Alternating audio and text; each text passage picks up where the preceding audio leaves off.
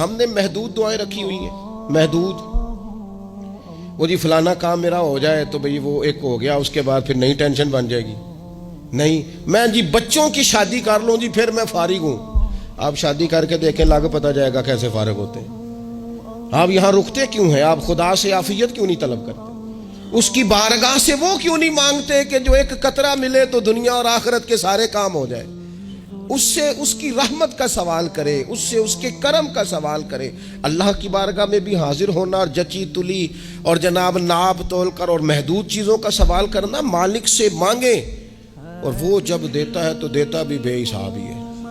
وہ جب عطا کرتا ہے تو کرم کے دروازے کھول کے عطا کرتا ہے، ورنہ تو ایک الجھن سے انسان نکلتا ہے دوسری میں الجھ جاتا ہے. ایک گتھی کو سلجھاتا ہے، پھر اقبال رو پڑے تھے، کہنے لگے میں عقل کی گتھیاں سلجھا چکا ہوں، یا رب مجھے صاحب جنوں کر دے.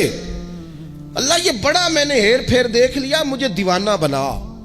اب مجھے جنون ہو، اب میں کسی کے لیے رویا کروں، اب میں کسی کی یاد میں تڑپا کروں، اب میں رات کسی کے لیے میری آنکھیں بیدار رہیں. یہ بڑی ہو گئی دنیا داری. عقل کی گتھی حالانکہ نہیں سلجھتی، پر اقبال کہتے ہیں عقل کی گتھیاں سلجھا چکا ہوں، یا رب مجھے صاحب جنوں کر دے. اور پھر کہنے لگے بجھی عشق کی آگ اندھیر ہے، اب یہ مسلمان نہیں، یہ خاک کا ڈھیر ہے.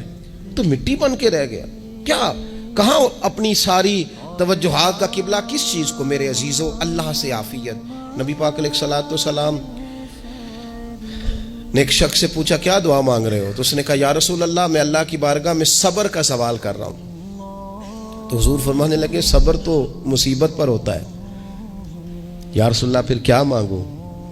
آپ ان جملوں اور لفظوں کی گہرائی کو سمجھیں. صبر کے لیے تو پہلے مصیبت آئے گی، پھر صبر آئے گا. تو یا رسول اللہ کیا مانگوں؟ فرمایا تو رب سے عافیت مانگ. مانا کیا ہے؟ مصیبت آئے کیوں؟ اللہ تجھے اپنی حفاظت کے حصار میں لے لے. وہ وقت ہی کیوں آئے کہ جب تیری طبیعت الجھ جائے، جب تو پریشان ہو جائے، جب تو تو اللہ سے عافیت مانگنا. جب تو عافیت مانگے گا تو اگر کبھی مشکل آئے گی بھی نا، تو خدا پھر اپنے فضل سے مشکل سے نکلنے میں رستہ بھی بڑی جلدی عطا فرمائے گا اور تیرے اوپر فضل فرمائے گا. اگر عافیت، یہ جو ہم نبی پاک کی امت ہے نا، تو یہ ہمارے گرد اللہ کے فضل اور اس کی رحمت کا حصار ہے. یہ حصار ہے ہمارے گرد. وہ درویش نے کہا تھا نا کہ کروں شکر کتنا اور کروں فخر کتنا کہ تیرے کرم نے مجھے فائز المرام کیا. دیکھو بنا کے سید عالم کا امتی مجھ کو گناہ سے پہلے ہی بخشش کا انتظام کیا. ابھی میں نے غلطی کی نہیں، لیکن مجھے حضور کا غلام بنا دیا، بخشش کا بندوبست پہلے ہو گیا.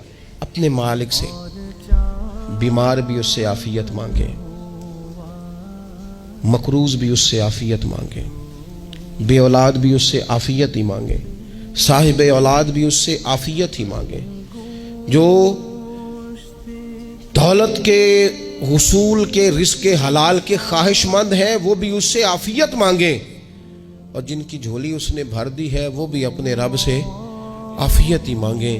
مالک سے جب سوال کریں، ایک بزرگ تھے انہوں نے تو اپنی انگوٹھی میں لکھوا لیا تھا کہ یا اللہ مجھے عافیت عطا فرما. مگر جب بھی دیکھتا ہوں یاد آ جاتا ہے کہ اللہ سے عافیت مانگنی.